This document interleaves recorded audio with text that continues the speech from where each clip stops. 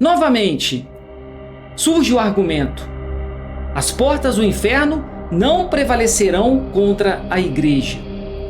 Então dizer que a Igreja Católica não possui Papa, adotar uma posição teológica sede-vacantista, seria o mesmo que dizer que a promessa ela falhou. Durante séculos, a Igreja Católica sempre ensinou, definiu verdades para serem seguidas por todos, combateu erros. Por exemplo, Pio XII na Humani Generis, onde ele falou acerca do relativismo dogmático, combatendo toda aquela questão que dizia que a verdade ela evolui com os tempos, que os dogmas têm que se adaptar de acordo com as circunstâncias dos tempos, que a verdade ela não é superior aos tempos. Pio XII ele combateu firmemente, enfatizando e definindo que a verdade ela é transcendente aos tempos. Na Mirarivus de Gregório XVI, aonde ele combateu a liberdade religiosa, a liberdade de consciência de forma firme.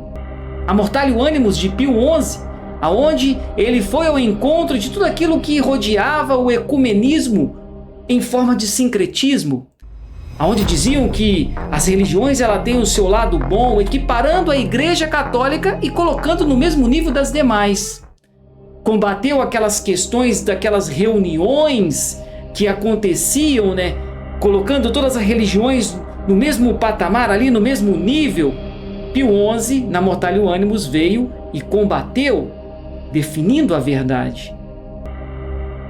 Pio XII morreu. Veio Roncalli, que adotou o nome de João XXIII. Interessante, adotou um nome que ao longo da história da Igreja foi dado a um antipapa. Em um momento de crise, de cisma, o cisma do Ocidente, não lembra? Roncalli, João XXIII, resolve convocar um concílio ecumênico, o Concílio Vaticano II. Um concílio que não veio para combater algum tipo de erro, algo que poderia estar ameaçando a fé católica, como é uma característica de um concílio ecumênico.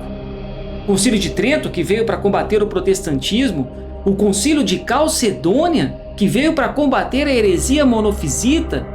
Mas não, o Concílio Vaticano II não veio para isso. Pelo contrário, ele veio introduzir os erros que a Igreja já havia condenado durante séculos. Está escrito lá, de ensinamento no Concílio Vaticano II, que a verdade ela vai se adaptando com os tempos. Noções antigas devem ser substituídas por noções novas. Enfim, o que Pio XII havia condenado na Humani Generis, o Concílio Vaticano II ensina como verdade. Muitos têm o concílio como um concílio não dogmático, um concílio pastoral, de modo a justificar que não precisa ser seguido na íntegra, o que não é uma verdade, porque tratou de questões definidas pela Igreja em questões de fé. Então não é meramente pastoral. Papas pós-Concílio Vaticano II, que vieram não para confirmar a fé católica, não para proteger o depósito da fé, mas para fazer totalmente o contrário.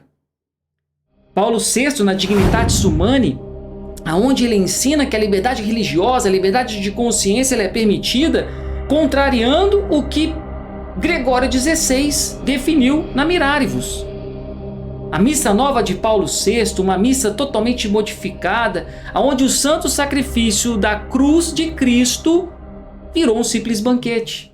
A enculturação, missas de vários tipos, contrariando a verdade católica.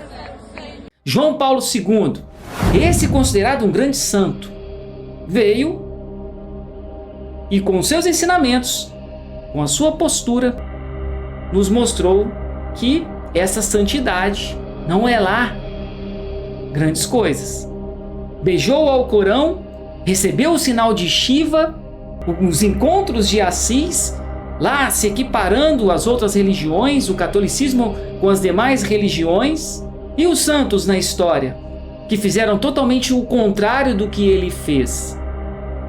Santa Catarina, por exemplo, se recusou a adorar ídolos pagãos, oferecer incensos a ídolos pagãos, vem Bento XVI, o tradicionalista, né? Agora a igreja volta aos seus trilhos. Nós aqui deste canal até festejamos nessa época, porque ainda não tínhamos a consciência do que realmente estava acontecendo na igreja. Tocamos tambores de alegria, mas depois caímos na real e vimos que não era nada disso. Os encontros de Assis de Bento XVI, o apoio ao Concílio Vaticano II e a propagação de todos os seus erros continuou. Chega um tempo em que ele renuncia e entra quem? Francisco, o reformador. Mas não a reforma de São Francisco de Assis, uma reforma na santidade, uma reforma que só estava no nome, porque a realidade era uma destruição ainda mais da igreja e da doutrina. Francisco disse que as religiões são linguagens diferentes, equiparando com as demais, o que na Mortalio Animus Pio XI havia condenado. A grande polêmica das bênçãos aos sodomitas e tantas outras atrocidades em questões de fé e moral. Agora temos um novo, com o nome de Leão XIV, Prevost, que ainda é cedo para dizer muito sobre ele, mas o pouco que ele já fez já dá para a gente saber que está continuando o que os seus antecessores fizeram. Logo no início, ele já menciona o seu apoio a Francisco, ao Concílio Vaticano, e ao invés de falar Igreja Católica, ele já diz a Igreja Sinodal, um novo nome de igreja. Então, o fato de aderir uma posição sede-vacantista não quer dizer que a promessa ela se invalidou ou que falhou. Pelo contrário, admitir o que tudo está acontecendo na igreja, esses erros que foram introduzidos como algo normal, isso sim é dizer que as portas do inferno prevaleceram. Muitos pegam este nome prevalecer e distorcem. O fato de prevalecer não quer dizer que não vai entrar o mal. O mal entra, mas é claro, ele não vai ficar ali para sempre. Isso é que não vai prevalecer. Por isso as portas do inferno nunca prevalecerão, porque Deus está no comando. Deus está ali no controle. O fato de ter entrado não quer dizer que vai ficar para sempre. Uma hora isso vai acabar. Só que as pessoas distorcem o verdadeiro sentido comum, né, do que é essa nova igreja. Então o nosso intuito aqui nesse canal não é fazer você acreditar no que nós estamos falando. Você agora que está assistindo pela primeira vez, talvez, é fazer você buscar por si próprio o que nós estamos falando e confrontar com o que eles falam e tirar as suas conclusões. Porque está escrito: buscai e achareis, batei e a porta irá se abrir. Então quem procura, acha, e quando encontrar, a verdade de tudo isso é ela que nos libertará. Pense nisso.